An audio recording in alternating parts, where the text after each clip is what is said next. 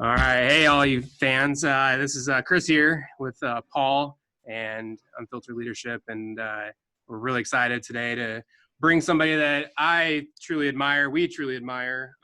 Somebody that's been a person that's been in our corner from the very get-go. We're really excited to have him on. I'm super pumped. I'm really excited. You have no idea how big of an honor this is, because not only is he a CE guy, which I am by trade. He's a lifelong Seahawks fan. He's a jack of all trades, and a guy, again, that we just truly admire and are humbled to have on today's podcast. And so it's with great pleasure that I introduce Chief Master Sergeant Joe Bogdan.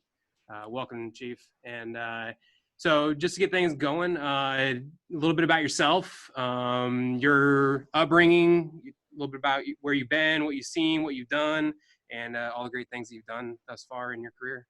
Sure. Yeah, absolutely. Hey, thank you guys for having me on, Paul and Chris. So Joe Bogdan, as you said, I'm superintendent of the 60th Civil Engineer Squadron at Travis Air Force Base, California, which I consider my second home.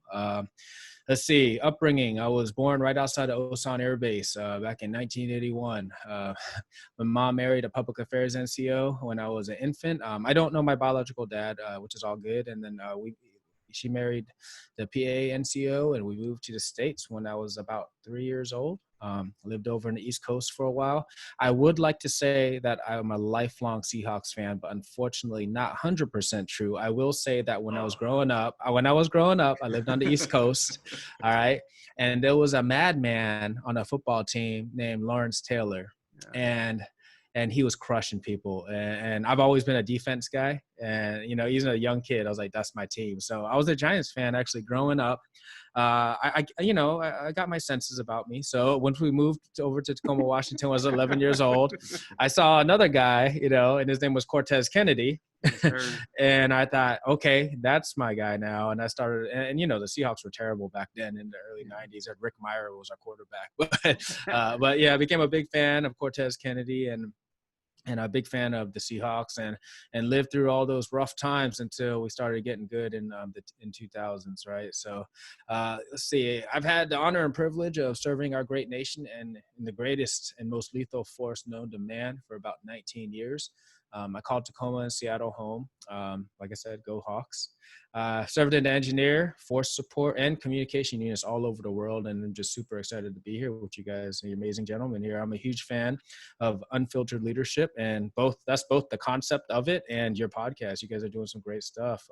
I will say that last episode that I listened to, that growth versus fixed mindset, I loved it. And the reason why I loved it was because y'all were just talking about a topic that is actually pretty difficult to talk about, right? I mean, there's not a lot of people that fully grasp what's going on. So I just wanted to throw something in here real quick. I know we're about to get into a whole different topic, but you did a good job when I'm sitting there listening to it and I'm trying to talk to you guys like I'm there in the room, right? So I'm like, oh man, so I wish I was there in this conversation. Yeah. But I'll say growth first.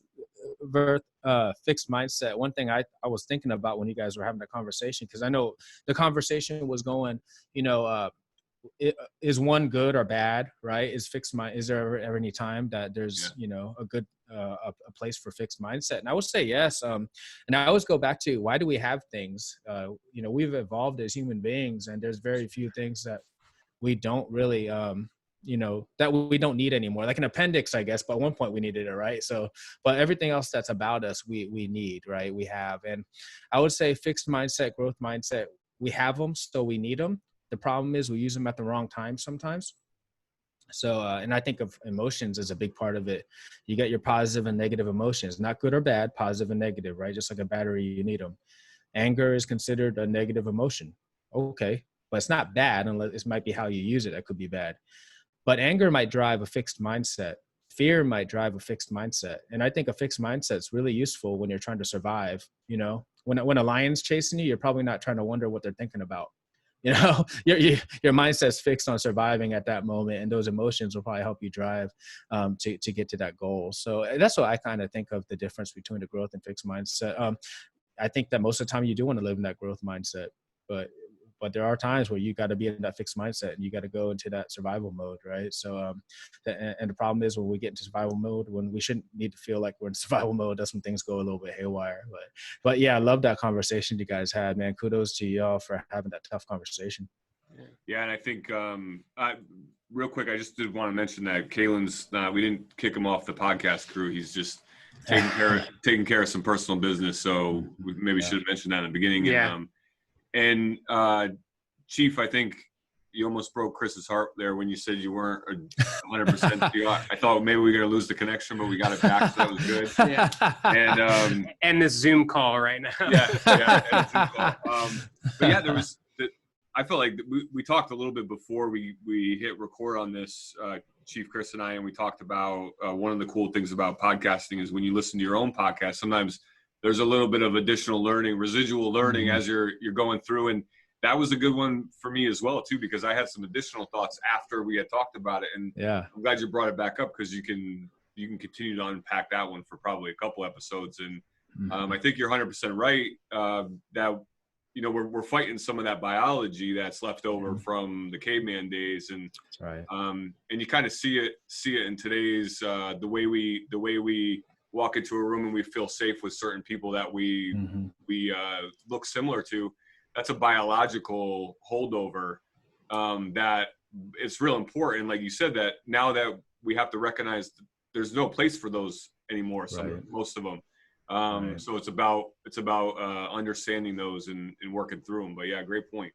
Yeah, it's tough too because we're also fighting society cultural norms. So some of those are good and some of those are bad as well, right? So it's like, okay, you got to filter all through that to figure out what's the best action at that moment. So yeah, it's a great conversation, I think, and we always have room for growth when we're talking about things like that. So like I said, I appreciate you guys bringing that topic up. Yes, sir.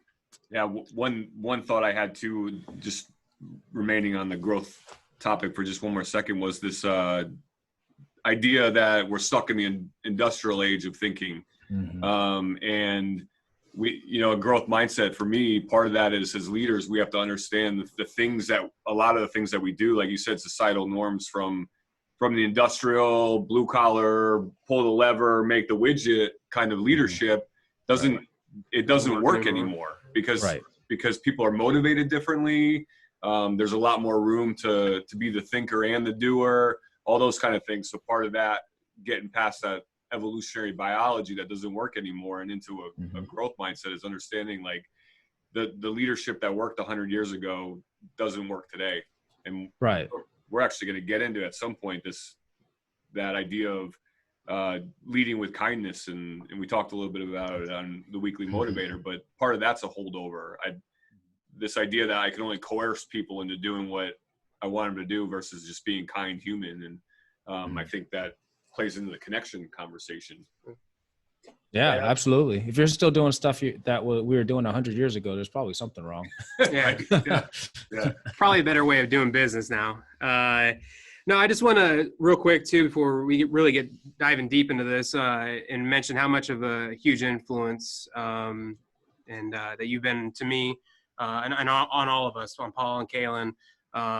We didn't know what we were doing with this podcast thing. Like we chatted right before this that the first podcast that I'd ever listened to was the Llama Lounge, which you started up with a bunch of your friends, and we kind of just took that ball and ran with it.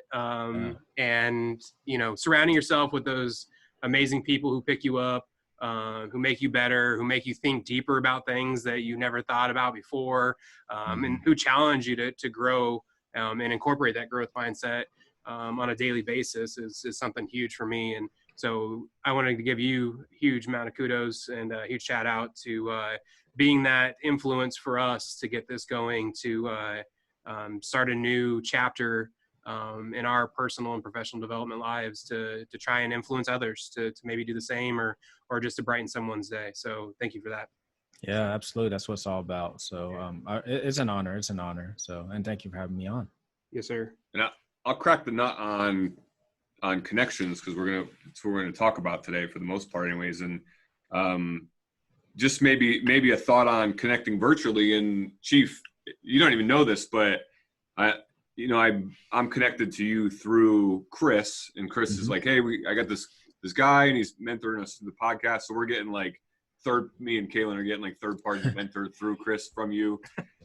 So I get on there and I like your Facebook profile, and I'm a fitness guy. I like fitness. I think fitness is a huge facet of just general wellness, and I think it's important to get out there and do things that suck, and I think you can learn a lot from that.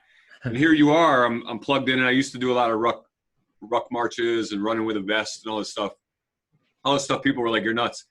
And I like your Facebook post, and here you are running, you know, talking about your vest and getting the miles in with the vest. So I can immediately connect. So I think there's a talking point there about connection is although, and we'll get into it, I think face-to-face is important, but you can also connect, A, when you don't even know you're connecting, and B, you can connect virtually. Yeah. You know, I don't know how many people that I'm connected with that I physically have not met, but I'm inspired by every day. You know, you can connect in so many, I mean, connection in itself can mean so many different things for different people, just like mentorship, right? I mean, mentorship could mean so many different things. People might be acting.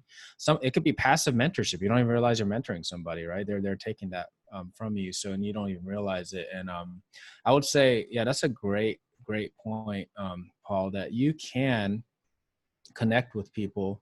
And you know, it really has to do with inspiration to me, right? And I'm not saying that I'm out here trying to inspire a bunch of people, although if I am, I think that's awesome. But it's really showing people that there's a future and that they're capable of attaining it. And I think that's really important. And that's what I find. I'm always looking to be inspired, and I'm always looking to find people to connect to that can help me get to that next level, or push me when I don't want to be pushed. Right. I mean, you seem to run. Well, people always tell me, it's like, man, you're running a lot. I was like, yeah, but I know some savages on my timeline. Yeah, right. I mean, yeah, you know, I mean, I just had a guy on my podcast that I've known for many years, Ryan Manzi, who called him Manimal. He's an EOD guy over in Spangdahlem right now. I asked him how many miles he put in this month, and it was on the 19th. I think I asked him. It's at 360. Oh my God. I'm no mathematician, but Dude's moving. He's not a couch potato. Yeah. Right. So, you know, there's a lot of cool things. I look at that and I connect with those guys, and they keep me motivated. So that's an amazing point. And that's just not running. That's not fitness. That's all different kind of things, right? Yeah. Well, I'll say that for me, that's what drew me to you. So I think Air Force Quarantine University has been a huge, like, I don't know, stepping stone or a connection piece, however you want to describe it, like for so many people. And when COVID hit, like nobody knew what to do. Like we were like, how do we get after professional development? How do we take care of each other? How do we learn still? And that's why I was immediately drawn to it. And lo and behold, I see this thing called the Llama Lounge, and I'm like, what the heck is this? And click on it, and sure enough, leave a comment, and then you know you replied back to me, and went back and forth for a minute, and found out that we had so much more in common than you know we maybe originally would have ever thought. And so that influence and that inspiration that you gave to me, like it was almost immediate for me. It was you know, that connection piece, like I felt you were genuine. I felt the authenticity. And it was weird because I was telling people here, I was telling Paul and Kaylin, like, I just met this chief, and like, it's practically like we've known each other forever. And it was so cool because I think all those commonalities helped a lot, obviously, with us connecting, but it was so cool to meet somebody through completely virtual. We hadn't even spoken on the phone or via Zoom or anything. It was just messages back and forth on Facebook, and that's all it was. And sometimes that's all it takes is that to make that connection is to be authentic, to be genuine, to care. That's like my number one. I have this poster up in my office, and so if you've got children around, cover their ears real quick. But the number one rule is just give a shit. Like, yeah. and that's caring for your people. And it's blunt, but it's the truth. And it's got a firefighter on it and everything. So it spoke volumes to me. Yeah. But it's number one is to care. Number two is to be humble. Number three is to invest. And boom, boom, boom. All three of those things you showed me within a matter of weeks of meeting you by you just genuinely caring and reaching out to me. Hey, Chris, how you doing? What's new with you? Like, thanks for listening to the Llama Lounge episodes, like all that stuff.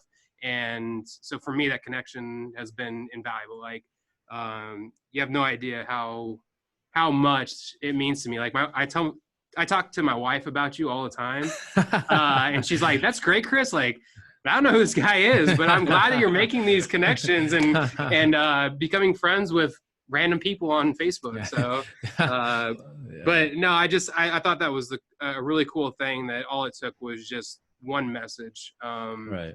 one little piece of connection, and boom, here we are, 2-3 months later. And I think we've forged a really good friendship. And you've been, again, a huge mentor and inspiration to us. So thank you for that. I appreciate that. I think, the whole connection piece is, I think people get wrapped up too much on the vehicle to which we do it, right? Whatever it might be. I've just talked to a friend of mine, and he was telling me that some of the folks, he runs a professional development company, or he's in a professional development company. And I mean, you're a teacher, right? I mean, we're teachers, and the teachers are like, well, I don't really do virtual teaching. I was like, Yeah. What do you mean you don't do virtual teaching? Either you're a teacher or you're not a teacher, right? I mean, it's like, why does it matter what vehicle? Yeah, maybe it makes you feel uncomfortable. Get over it, right? Do something about it, because this is where we're at right now. Connection is the intent to connect and to help, inspire, and teach other people. Then figure out how to do it in the different environment that we're in, or don't, right? Or don't, and realize that's what you are, right? You're a teacher only in the classroom, I guess. Right. So go ahead and add that part to it. But yeah, I think it's really important that we understand what is our intent, what is our actual goal, and for me, building relationships is what life is about. And if it's through this, if it's through social media, if it's through letters or in person, those are just vehicles to which to build those relationships, right? So I think that we need to be able to adapt to those different situations. And I think the people who've been able to adapt are the ones thriving right now. And the ones that are not are probably a little bit lost. Yeah, and that's a great point about, because we hear that a lot, like, oh, I don't have Facebook, I don't Facebook, or I don't this, or I don't that. And, and I'm not advocating either way, but I think the idea that I can only connect, or I can only mentor, right, or only lead, or whatever through this means, it feels fake to me the other way. Well, you might be missing a connection that you had never had, period, right? Like maybe that connection that you established via Facebook or some other means that's not in person is not as strong as some of your in-person connections, but the risk otherwise is not having that connection at all. Right. Period. Right. So I think in my mind anyways, a weaker connection in that respect is still a connection versus the alternative is no connection there. Yeah, I think so. And I think also, like, okay, yes, we'd rather have the face-to-face. Like when we started teleworking and all this stuff, I think the organizations that were the most effective were the ones that had built that level of trust before we started teleworking. Right. They built those relationships. That way, when you're teleworking, it's a little bit easier. The ones that didn't, then you're teleworking, now you're not sure what your people are doing. You got to call them 17 times and everything else. Right. I think those were the most effective ones, but there's no set rule that says that my relationship with you guys can't develop to the same level. It just might take longer. Right. I mean, it might take longer. And we're all kind of navigating through some new waters right now, and I see it as a challenge, and it's kind of fun, I mean, I hate the circumstances that we're in because of it, but you got to look at some of the positivity that came out of it, and the fact that that we're here talking right now. We may not be talking at all right now, and I may not have ever met you guys if this hadn't happened, right? Yeah. And so I don't believe in, okay, this is a more superficial relationship versus another. It's a relationship. And maybe it'll take a little bit longer for us to take that relationship to the next level. Maybe it won't, because the type of people we are, but I would never use an excuse, and that risk assumption, man, I'll take it every time, Right. And I think that idea relies on the assumption that the connection, the deeper the connection, correlates with the medium, when there are plenty of people that are connecting face to face that have very surface level connections, right? They're not, Right. there are people in marriage relationships that have surface level, and they've never even breached the surface of a deep relationship. And then there are people that have only ever met online and have the deepest of relationships. So, right. I think it's at that point, it's about content, and it's about vulnerability and realism, not the medium. Right. And the correlation, I mean, I'll tell you 100%, it doesn't exist. We're making that up. You know what I mean? Like if there's a correlation between one being stronger than the other, I don't even know if we have enough data to say that that's true. But I will tell you one thing. So I got here in January, and I was really impressed because my squadron's top 3, we meet every week for breakfast. Right. And I was like, oh, wow.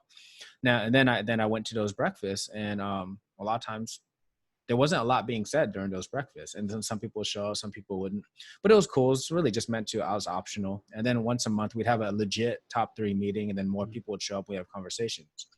When this thing happened, we were busy because Travis was a hub. And then eventually I was like, no, we got to get connected again. We need to get on Zoom and have a squadron top 3 meeting. 1, so that we can provide some development, but 2, to keep us connected. So we did that. And I will tell you, there was way more people talking during that Zoom discussion than it was when we were face to face. It was very odd. It was very odd. So I was like, oh, this is interesting, Well, that's interesting because I've heard some people, and again, just another indicator that the median is not necessarily a correlator either way, but some people get more freaked out over Zoom. Some people become more comfortable. Yeah. So it's, you can't just put all your chips on one assumption. And one thing you said, Chief, reminded me of this idea that in my experience, a lot of the power of real deep connections happens in what I call the gap between the scheduled things. Like you would think that maybe the intuition is that during the meetings or the scheduled things, that's where the deep connection is. But it's in those collisions in between, the little passing bys, the water cooler talks, the meeting out in the parking lot, but when you're going to get into your car right before you go home. The Chief got a minute. Yeah. Right. So a good reminder, like you have to, as a leader, I think you have to be attuned to those. Hey, Chief, you got a minute. Hey, senior. Hey, Sergeant Brown, whatever. You got a minute? Your ears should perk up and go, don't discount this, because this could be an opportunity for real connection. Yeah, absolutely. And if you don't, I've seen that backfire too. Like if you just blow them off, or, hey, I got something else I got to take care of real quick, and you're quick to cut them short. Like the trust is gone after that, at that point, and they're more reluctant to come to you. They're less likely to open up, even if you do go to them the next time. So, but I absolutely love the collision rich environment idea where, and where like you purposely set up your facility or your building or whatever it is that, your work area to provide for those, and where people can have those collisions. And we're talking about like where, you meet face to face, not just sitting at your desk all day and everything is right there that you need. You have to get up, go use the restroom, go get a drink, go do all these other things.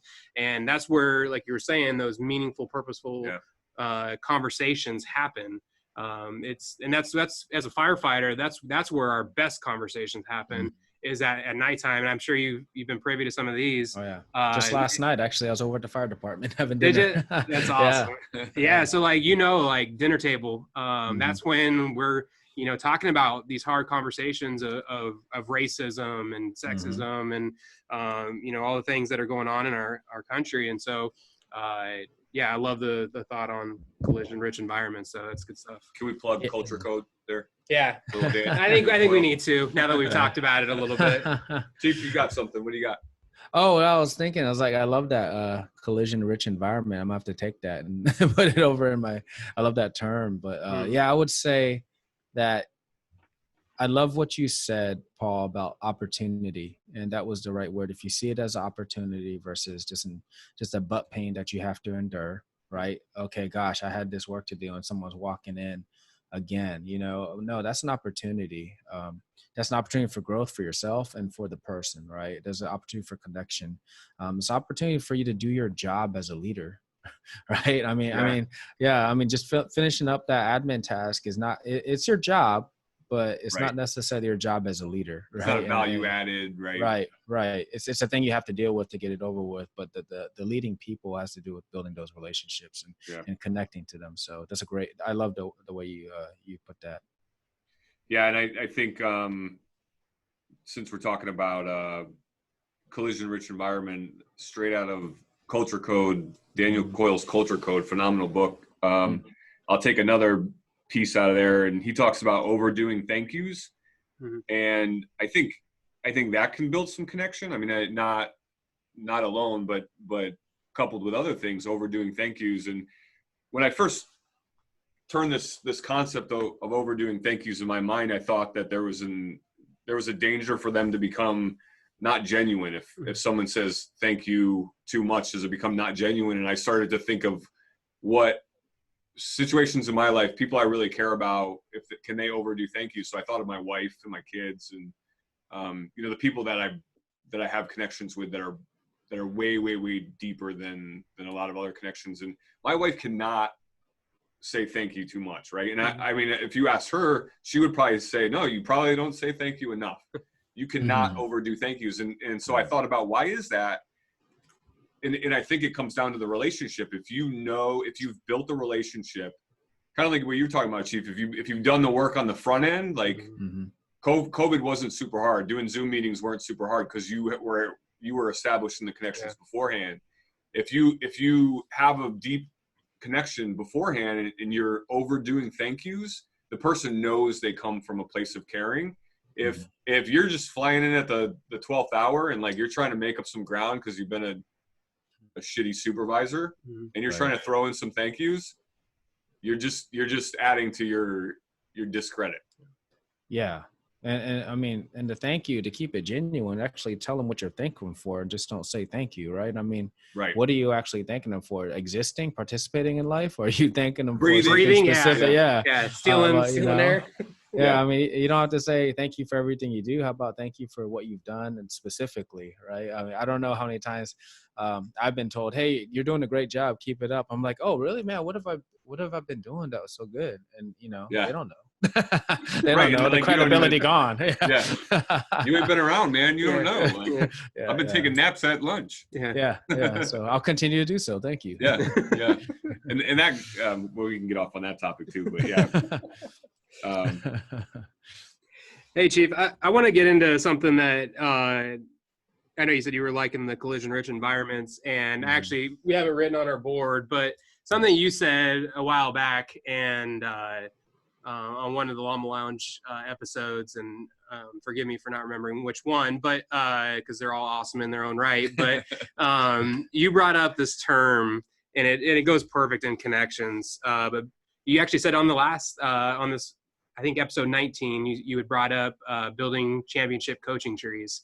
And when you said that, it was just like, it was like watching one of my students in ALS, like a light bulb goes on. I'm like, oh my gosh, this is it. This is like, and I even brought it out in our first episode. I was like, man, I didn't think I was going to do this so early. And, but I wound up bringing it out in uncharted territories. But tell us a little bit about your philosophy behind building championship coaching trees and how that ties in to the whole connection theme of this episode.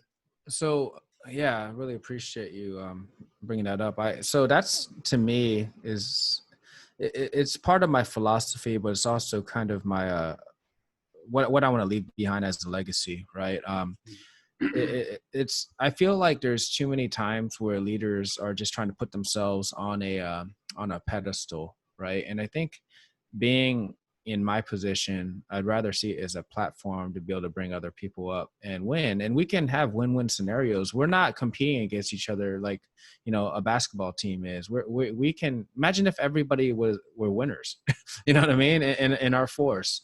But I look at it as more broad, right? I speak to every single senior NCO that I have and have a one-on-one, typically about an hour when they first come in. I'm not their supervisor. I'm just having a conversation with them, specifically because I want to know about them and I'd like them to know a little bit about me, because it's important if we're going to be a team. that we have that connection. But also, I feel my purpose is to help them reach their goals. And if they tell me that their goal is to become Chief Master Sergeant Air Force, if they tell me their goal is to hit 20 and go open up a hot dog business, I don't care what that goal is. My job is to try to help them reach that goal. So when I say championship winning coaching trees, I want them to all go win championships in whatever they're doing, right? And I feel that if my job is to find out, and find out people's maximum potential, help them reach it so that they can go win, right? Wherever that might be. And because they're going to move on. And if I feel like if you guys are in my coaching tree and you go somewhere and you're having a hard time, it's because I failed you somehow, right? I failed to develop you in a way that you're going to be able to go over there and succeed. Not to say you're not going to fail somewhere along the line. I mean, that's just going to come with life. Right. But I'm here to help you, give you the tools, help you. This is one thing I think is like, I'm not here to help you guys learn how to do. I'm here to help you learn how to think. Because you're going to have to think through things, right? Right. I'm not going to give you a 1, 2, 3 TO, a technical order to figure out how to get through, to get to the solution or whatever that is. I'm here to teach you how to think through the different things that go on, right? So that you can come to the best solution. And that's what I think. If you build that connection with your folks, you understand them, you understand what their goals are, and you develop them as leaders and more importantly, as human beings, that's what developing that world championship winning coaching tree looks like to me. And I want my tree to be like huge, right? People winning everywhere. And that's just where, that's my meaning and purpose in life, really. Yes, sir. I think, I think a lot of times we get into the trap of projecting our shoulds onto people. And what you're talking about is getting away from, like, if you say you want to get out at 20 and do the hot dog cart, like in my should is you got to stay in the 30 and try to be chief. And I try to project that on someone. Right. Now that individual is, I've lost that connection because they're right. Like, why do I need to be a carbon copy of you? Why can't you just help me be the best me that I want to be? So we talk about it all the time, projecting shoulds. And another thing I thought of when you were talking about helping people make better decisions and think better versus doing. I often think about that too. And I think if we approach just the doing, you might get somebody better at doing that same exact thing again. Right. But the likelihood of them encountering that same exact thing again in their life is small, right? Yeah. There's a saying I love, and it's the same man can't step in the same river twice, right? Because the man is always different and the river is always different. So the likelihood of you encountering that same exact thing is slim. But if you can get at the process of thought and the mental model and help people look at things more critically and make better decisions, then that transfers to all other decisions theoretically, right? Right. Absolutely. So the first thing when you kind of talked about, projecting, I think I see leaders do that all the time. And look, everybody's white picket fence is not the same. Mine is very different than other people, right? Mine's a loft up in the inner city. All right. I mean, somebody else might have, mine's out in the country, right? Someone's out in the country. So if our white picket fences are different, why would you try to lead them towards yours? You're trying to say yours is better, right? So find out what they want to do, because life's too damn short to be doing something that you hate doing for 20, 30, 40, 50 years. So that's one of the points. But the other thing that you just kind of, when I say, I want to teach people how to think, I'm not telling them to think like me, but I want to give them, I want to give them the tools to be able to think. And, that whole Bruce Lee, be water, right? Well, you can't learn how to be water if you don't understand the fundamentals behind it. So I'm trying to teach them the fundamentals behind it. I think too many times we're parrot leaders where we're just parroting step 1 through 10. This is how you do it, step 1 through 10, right? And when you do that, and then your subordinates are just learning step 1 through 10, they don't know how to think outside the box. Right. They don't know how to, okay, now wait, something different just happened, right? They got this cookie cutter solution that doesn't fit the cookie, Right. I don't need cooks, I need chefs, right? I need people who are going to be able to actually create art, right? Out of whatever situation. And to take it to like a fire perspective, you're an incident commander, how many different things can happen? You don't have a step 1 through 10, right? I mean, if you just try to go, okay, step 2, cool. all right, fire's still getting bigger. Step 3, we'll go through step 3 anyway, right? I mean, it's not, you know, I mean, these are things, and I'm talking on my ass right now. I have no idea what the actual process is to be incident commander clearly, but I'm just saying, right. What I'm saying is like, don't worry, Chris doesn't know either. Oh, nice. Been calm down too long. Yeah, he's been, not because he's not a good firefighter, just because he's been ALF. Yeah. But yeah, and that's the point. I think, you know, when we're teaching people, we really got to teach them the fundamental theories behind why we're teaching them that, instead of, I mean, we talk about the enlisted force structure all the time, and I think we're probably getting a little bit far away from the connection piece, but hopefully we could bring it back. But no, we talk about the enlisted force structure all the time, and I don't know how many times I've had an NCO tell me, "Oh, I got to go join the 5.6." I said, "Oh, why you got to join 5.6?" I was like, "Oh, because the Brown Book says so." I was like, "Why does the Brown Book say so?" I'm like, "Huh?"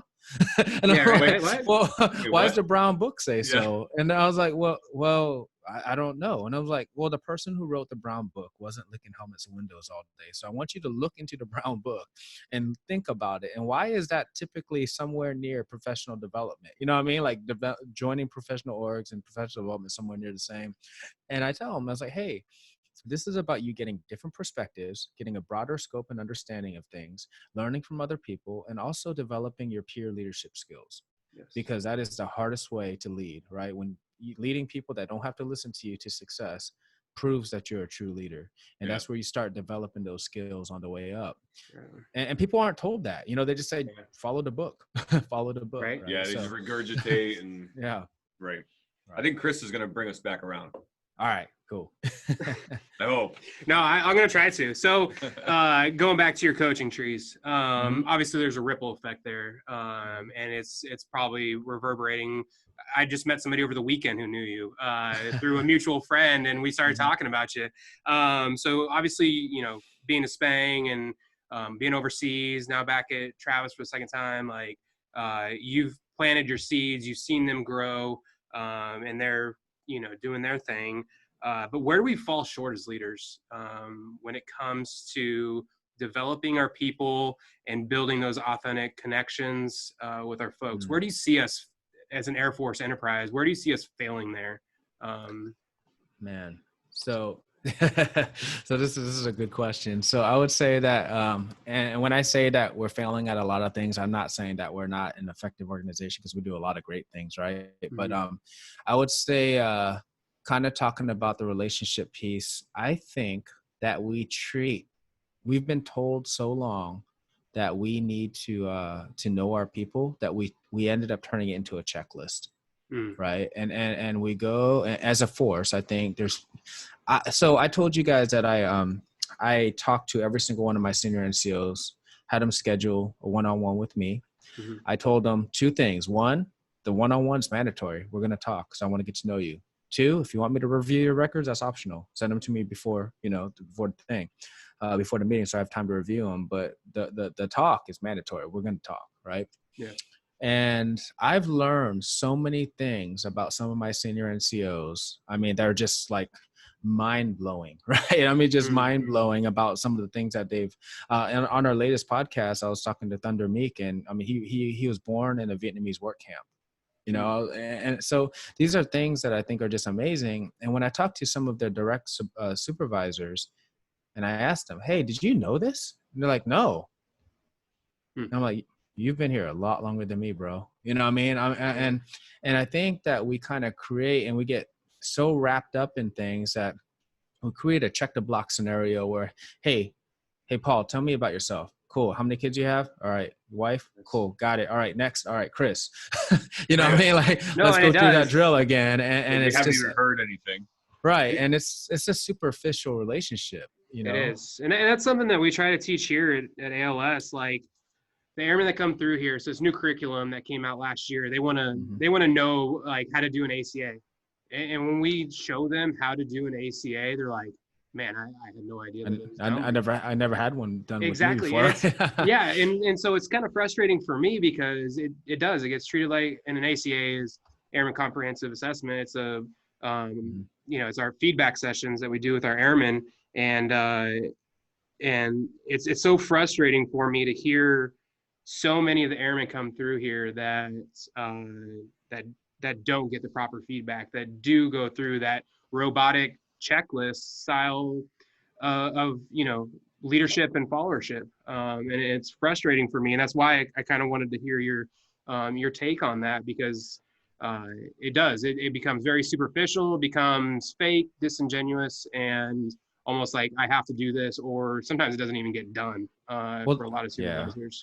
The why that happens is what we probably need to dig into, right? And that's what I think the why is different in different places. But I suspect in a lot of places it's because we suck so bad at managing things like our work centers, the daily tasks, the rosters, because we haven't been teaching people enough of that. We've been riding this leadership bandwagon for a while, and we forgot to teach people the management piece, and we've actually vilified the word management, right? A manager. And I mean, you guys came up and you learned how to manage your stuff, and now what does that do? It frees you up to get discretionary time to go lead your airmen. Mm-hmm. But if you're so wrapped up in your management stuff, you're always behind in your last minute, you're working 18 hours to try to meet the SCOT deadline on your evaluations. And you don't have time to go see your airmen. You don't have time to get to know them. You don't have time to find out where their development gaps are, so you can, create that environment. And I call it, you're in a thermometer environment. You're not in a thermostat environment where you're actually influencing it. You're just reacting to everything. And I think we do it to ourselves quite a bit. And we did it as a force by not teaching people how to be effective managers all the way up and transitioning to that leadership mindset, and that's just my personal opinion. That's what I've kind of seen over the last decade and a half. It's so interesting when you see the paradigm shifts and we have a tendency to swing so far versus just kind of, I think of this infinity symbol, right? And with the far left and the far right, and the challenge is to make that infinity symbol so small that, you're right in between and you're managing it, or you've got some essay on it all versus getting so far over here and having to swing the pendulum so far back. And you're right. I think we were talking about a podcast, maybe talking about something is the toxic leadership. Is that word overused? Mm-hmm. And I was like, have we overused the word leadership?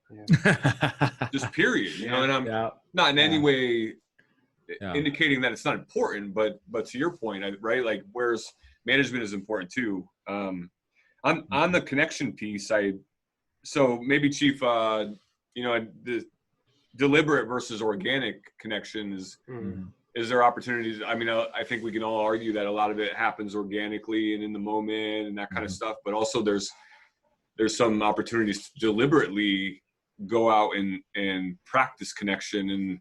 And maybe your thoughts on when you see a message come in from Chris Brown on Facebook that you don't know, what's your thought process? Is it deliberate, like, or is it organic, or is there some components of both?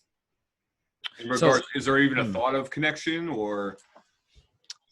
So if I get so this is just my thought process. I don't know if it necessarily answers your question, but I would say that if Chris Brown sends me a message, and I get it, and he asked me some questions, I just see that as an opportunity to assist somebody, build a relationship, whatever it might be. I don't know if I go through the mindset of whether or not, there's a deliberate intention behind it, or whether this is organic or not. I just kind of see connecting to another human being. When I think of like deliberate versus organic, I think I walk into a work center, we start having a communication, it's an organic calm. Deliberate is more like me, wanting to connect with some of my airmen because I just don't see them very often. So I set up a coffee with the chief once a month, and they have to come, and I buy the coffee. So now I can mandate they're there, right? Or whatever the beverage it is. And I tell them this hour is yours, and we can talk about whatever the hell you want to. It doesn't matter. And those conversations have gone from what's the best food to where the best places to travel to doctrine, you know what I mean? And I think those are kind of where I'm trying to take where I would say that I try to set up a deliberate connection, because I just don't have the opportunity to go out and see every single airman. So every month it'll be airmen, next month it'll be NCOs, etc. Right? It'll rotate around. So I'm not sure if that really answered your question, Paul. No, it's good. No, good talking points on both, and I agree. I think there's, again, neither of them are bad or good. They're both components of connection, and I could do some. So I think I could be more deliberate about some connection too, and I think I could work on that piece. And I think connection is one of those things where there's no, if you write the checklist of great leaders, there's a lot of differing perspectives and values and components of great leaders, but they do certainly share some commonalities. Like we talk about books all the time, and like there are plenty of great leaders that don't read books, but a lot of great readers read books. A lot of great leaders, there's probably some good leaders that aren't great at connecting, but I would venture to say a lot of good leaders are good at connecting and are deliberate about connecting. And just an example about, Chief Master Sergeant of the Air Force 19, Chief Bass, I kind of hit her up. She posts a lot before she was nominated months and months ago. She posts a lot about reading, and I like to read. So I was like, random Facebook message again, like, if she never responds, I can say, hey, I asked her. But so I say, hey, what are you reading? And she responds, right? And it, just to that point of she's a great leader and connected. And there's a couple back and forth, and of course she's super busy and right, and but some deliberate connection there, at least in the start. You did the same thing with Chief Master Sergeant 18. Yeah. With Chief Wright. With Alchemist. Right. I do some Facebook searching before he gets here. Like what books does he like? And I read a quote, Alchemist is his favorite book. And I don't know if that's true or not, but but I buy a copy not because I'm going to say, hey, Chief Wright, I read The Alchemist, but because I wanted to read what the super successful guy is reading. Right. And so my copy comes in before he gets here, and he's signing all this stuff for everybody. And I'm like, I don't know if I want to do that, but I'm like, yeah, it's a once in a lifetime. So I let it, so I say, hey, can you sign my book? And of course he writes in there, all this stuff, drops his phone number in there, says, hey, read and tell me what you think. And I'm like, is that a real invitation to tell you what? So a couple months later, I shoot him an email and say, hey, this is what I thought. And he shoots an email back. Right. And again, he's busy. So it's not 7 pages, but it's a response, But I think again, good leaders share connection. So if you're struggling with connection, like how to do it, I think it's one of those things where, back to the growth mindset, like you just got to put your foot in the water and start building connections, because it might be awkward in the beginning, and you might struggle through it in the initial stages, but you're going to be better in 6 months than you were if you never started. Yeah. So building connection from nothing is like creating a startup, right? A startup business. It could be challenging, and you got to be willing to be vulnerable to make that connection. And to be willing to be vulnerable, you got to have courage. And there's a lot of things that I'm not the best at, and that's why I do them. Right? Yeah, right. I mean, I'll tell you, those short videos, I tell people now a little bit more, but I started those short videos because I hate hearing my voice and recording myself. So I was like, well, we're in this environment right now, let's do this. And then they got some good, reviews. People would say cool things about them. So like, all right, I better keep doing this, keep getting better, but back to that connection piece. I think the best leaders treat everybody like they're a person. Not a number. They treat everybody like they're somebody, and that's just, everybody needs that feeling, because we are all somebody. We are all valuable people. We each of us have something amazing to embrace. And I think that the greatest leaders, you could just make someone feel like they are somebody, then you are doing a wonderful thing, and that has nothing to do with being leader. That's called being a good human being, right? So I think and I think the best leaders are good human beings, right? It kind of all ties together. Yeah. And that message is so simple, but it holds so hard, but it holds so much power, and there's so much truth behind it, because we come to work and, put on our uniform and go through our daily routine, and we don't take the time to invest in our people. And again, that's where some of my frustrations come from as an ALS Commandant, is hearing stories of our young airmen in their first 3 or 4 years of their growth, where they're going to have they're the most, they're a piece of clay and you're molding them. Mm-hmm. And sometimes they come in still looking like the piece of clay that they initially, came into the Air Force looking like. Other times they're a little bit more molded and a little bit more refined and sharpened. But for the most part, that's where the genuineness of compassion and just being a good human being come into play in our daily lives. Yes, the military is built on, discipline and all these other things, but it doesn't have to always be that way. We don't have to. This isn't, our fathers or our grandfathers, military. This is something that we are in control of, and a lot of people don't lead with their hearts first, and take care of their people as well. So that's where my frustrations with the Air Force stem from. But I think it takes people like you. It takes people like Paul, who's become a great mentor to me, Kaylin as well. It takes surrounding yourself with good people that genuinely care about you to make you a better person. And again, it starts with that care factor. Jocko says leadership is simple but hard, right? It's like, I mean, the things you got to do, you could really easy list, but it's hard to execute. And I think you're both right. It's, a lot of times we get off track and we start trying to develop these huge concepts about simple things, and they're all great points, but connection really does sometimes come down to just caring about folks, looking them in the eyes, just listening, like really listening with, right, God gave you 2 ears and 1 mouth, that kind of thing, just putting a smile on, just that, what Charlie Kim and Megan Messenger talk about, and you mentioned it, Chris, gas, give a shit, all those simple things. I think life, I mean, I'm a simple guy, so I just think there's a lot of simple rules. And when I say simple, not necessarily easy, but there's a lot of simple rules. If we just live by, we would be effective. I mean, number one is, if you're great at what you do and you're not a jerk to people, you're probably going to go really far in life, right? Whatever it might be. But there's a lot of things that are out there that are simple, but just not necessarily easy. And I love that leadership quote, from Jocko. Cause I mean, leadership would be super easy if it wasn't for all the damn people. Right. Yeah, absolutely. Yeah.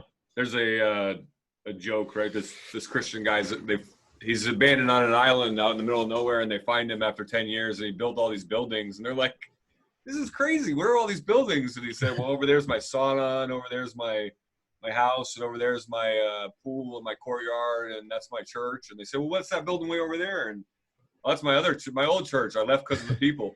Right? It's always the people. Yeah. So, Chief, we're getting out about an hour, and hey, you know what? I actually got questions for you guys. Oh, okay. Oh man. So Paul, you work in the command post, right? Yeah, I'm currently in the command post. I was the fuel superintendent up until a couple weeks ago. Okay. So in a command post, you got to work with a lot of different people from a lot of different backgrounds. So how have you found that your peer leadership skills have helped you in that role? I think, so when I got told I was going to the command post, it was a pretty scary thing because for 23 years I've been fuels. And when you walk into a fuel shop and you're the senior or you're a mass sergeant or whatever, you can lean on I am the fuels guy. Like you have to listen to what I say, because I'm pretty good at fuels. Oh yeah. Now you go into command post where they're all 1 Charlie 3s and you're the only fuels guy, and you can't do that because I don't know anything about. I know it's the giant voice, and like that's the extent of my knowledge of the command post before going in there. So I don't have that to rely on. So in the beginning, it's almost 100% connection. It's almost 100% just keeping your mouth shut. Humility, learning from people that, you got this airmen who just finished their CDCs, and just being humble enough to know that even though I'm a senior master sergeant, I've been in 23 years, in the here and the now, they know exponentially more than me. Mm-hmm. So, and then I think it's about kind of, so to answer your question, 100%, I think, I mean, 100%. Yeah, that's awesome. Sweet. Now, Chris. Yes, sir. How are you balancing textbook lessons to real world application and avoiding the ivory tower syndrome as a commandant at Airman Leadership School? Ooh, thanks for saving the easy one for me.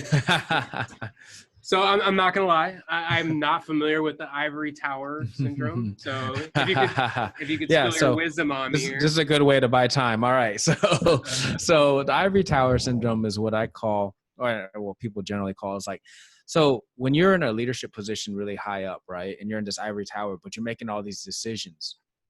Right, you're making decisions, and you don't really know how that's impacting people because you're in the ivory tower. Right now, I would say that whenever you're in a teaching role as well, that's why businesses typically, when they have people that go into teaching at the university, but they'll bring them back into business because they don't want them to stay there so long. Because now you're just teaching people from an ivory tower, right? You're teaching them all these textbook things that are great. And I know all the lessons that we learned from the Barn Center and everything else, they have, foundational practices behind them, but we also need to understand that there's an operational real world that that these supervisors will have to go deal with, right? And sometimes we start teaching people from this ivory tower because we've been stuck in it a little bit too long. We're in that environment. So I always find that it's very important as teachers that we'd love the world to be the same, but those damn people get involved again, right? So that's what I was kind of thinking. I was like, I think I've seen teachers teach from this textbook analysis, and then the airmen will go back out in the field and get punched in the face, right? Yeah. So there is absolutely like real world application to some of the lesson concepts and principles that we do teach in ALS. Absolutely factual. Others, you'll hear it from maintainers, security forces, pretty much, anybody operationally, CE even, that, well, this isn't the way we do it in our shop and stuff. So we do, so my instructors are, one's a security forces member and the other's a CE troop.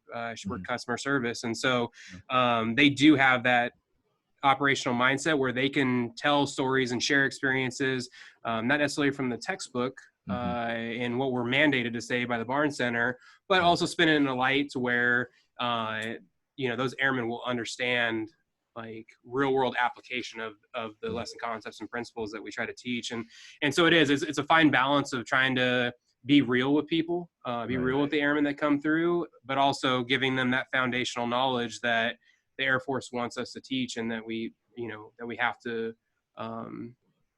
impart on the airmen that come through. So that's awesome. No, thank you for enlightening me on the, and it just kind of goes back to what I was saying is like, sometimes, I'm not saying our schools do it, but there are schools that create cooks and not chefs. Yeah. Right. They teach them how to do 1 through 10, but they don't teach them the principles behind it so that they can navigate through a situation that 1 through 10 won't apply to anymore. So I think that's really important for us as teachers to step out of the ivory tower and ensure that we're teaching people relevant information in a relevant world. Right. Yes, sir. And I think the potential paradox there is that, like you're the best equipped to teach the foundational knowledge, but you haven't been in a flight in a minute. So it's like, right. And like, I mean, and I think that's a good lesson for all of us in positions of leadership. Like in the field flight, I could fall into the trap of thinking I'm the most qualified to make decisions about refueling aircraft. Right. But I have to recognize I'm probably the least connected. Right. Because I have, and I would try to get in there every once in a while and drive a truck, but don't confuse that for experience. Like the guy, the kid on the ground who's pumping the gas day in and day out in -40, when it's 80, when the crew chief's yelling at him, when there's all this stuff going on, they're the best equipped to inform the decisions. So you have to include them in the conversation. You have to. Absolutely. And that's exactly what the ivory tower syndrome is. You know, when you're in it and you haven't been in operational world so much, you're teaching stuff and you're not sure how it really applies besides what the textbook's telling you. Right. And those are things that we just got to be careful about. And I'll tell you, like, you know, when I worked in my special duty, I kind of lived in there for a little while too. I was like, how come they're not understanding this? How come they're not getting this? I was like, you go back to the operational world, like, oh, I'm getting punched in the face again. Oh, it's so hard. Yeah. Yeah. Simple but hard. Yeah. Right. Yeah, absolutely. So yeah, our question to you, if you don't have any more, Chief, you got it. Oh yeah, yep, that was it. Okay. We got podcasted on our own podcast. I just noticed that. Love it though. Thanks, Chief. I love reading. Chris loves. Is love a good word, or likes? Yeah, reading? No, I have found a newfound relationship with the book, books. Podcasting, anything. We talk about development, diet. A lot of people, when people talk about diet, they're generally talking about food intake. But we're interested in what people are doing what diet do they have to develop, whether it be books, podcast, whatever the case may be. What do you got in your diet?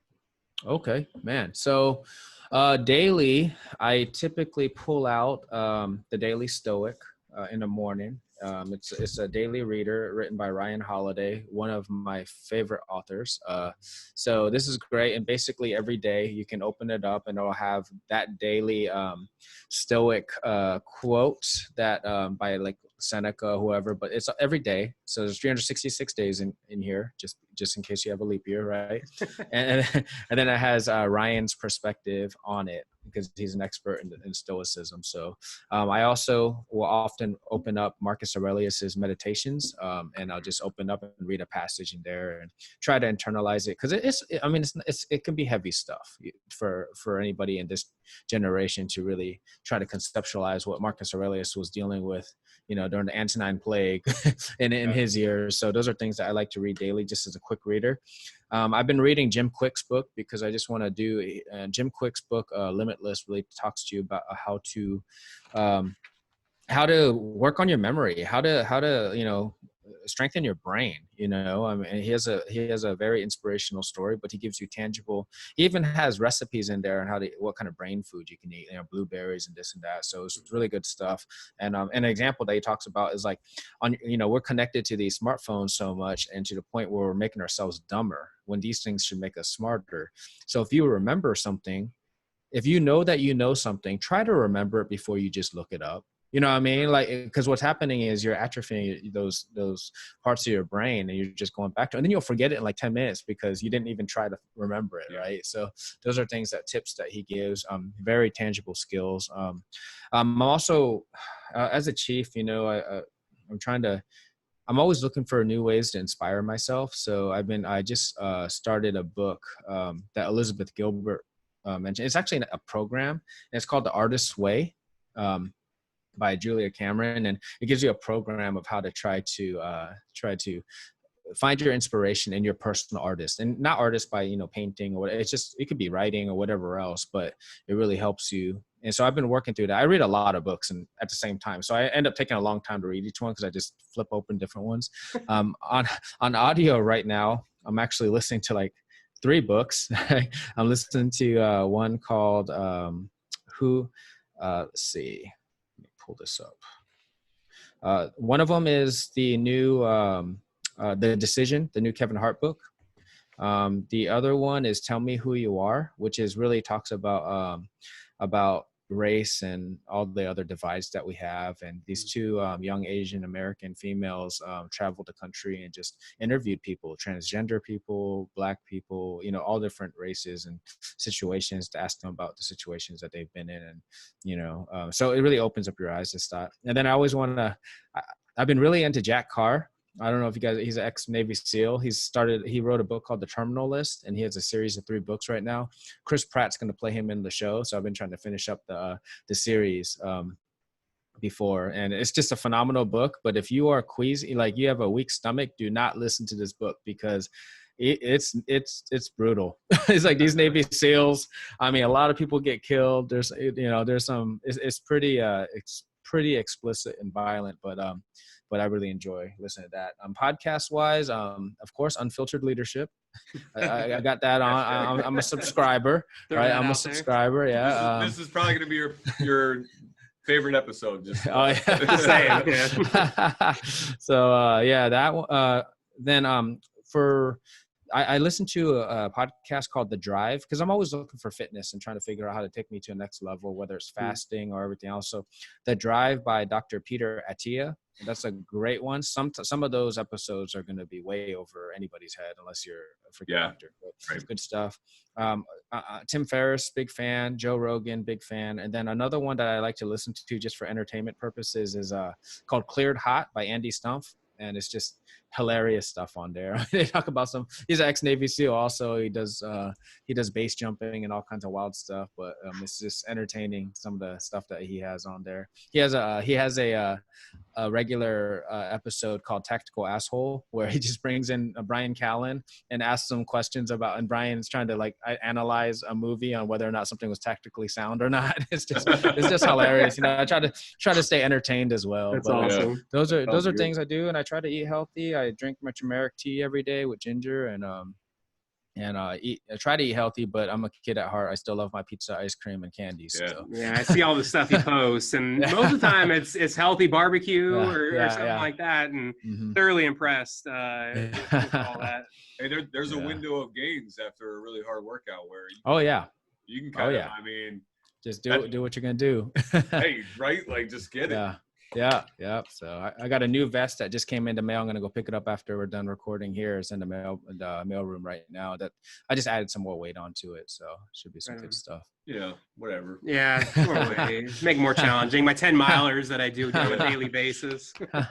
Hey man, when you get older, you got to take care of yourself a lot better, right? I'd like to be. I'm not saying I want to live forever, but I want to be at least healthy enough to be able to do stuff as I age. Yeah. It's a lot of. People get kind of wrapped out around the axle about quantity of life and life expectancy, but it's about quality of life, right? Like absolutely.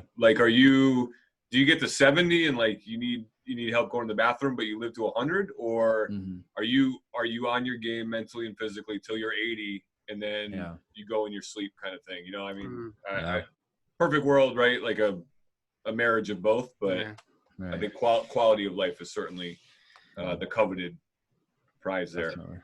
Definitely. And then if I could just plug one more book, it's my favorite book. It is absolutely my favorite book. It's called The Obstacle is the Way, also by Ryan Holiday. It's the first book out of the 3-book series. Second is Ego is the Enemy, and the third is Stillness is the Key. All phenomenal. But Obstacle Way is the Way. I think it meant a lot to me because it came in my life at the right time, and I think timing's a lot, when you're reading books too. So that book, it really helped me understand a lot of things, and just I haven't highlighted a book more. The only book I've highlighted more than that book is probably the PDG. Yeah, for different reasons. For totally different reasons. Right? Sure. So That's awesome, Chief. Your bandwidth of what you do on a daily basis, like if you looked at it in like a finite, like hour by hour, is incredibly impressive. And again, you're a true inspiration to all of us. And so we just want to thank you from all of us, from Kaylin, who, unfortunately couldn't be here, from Paul and I. Thank you so much for joining us today. Thanks for having me on. You guys are doing amazing stuff, and I'm always here to support you. I'm one of your biggest fans. All right, Chief. Thank you so much. And for all our listeners out there, go take a look at the Llama Lounge and all the great things that Chief Joe Bogdan and his teammates are doing over there with their podcast. Some fantastic interviews and conversations that they have amongst themselves and all the people that they bring on. But from the Unfiltered Leadership team of Paul, Kaylin, and Chris, we want to remind you to be kind, be genuine, definitely connect with your people, and we'll talk to you next time. Everybody be safe. All right.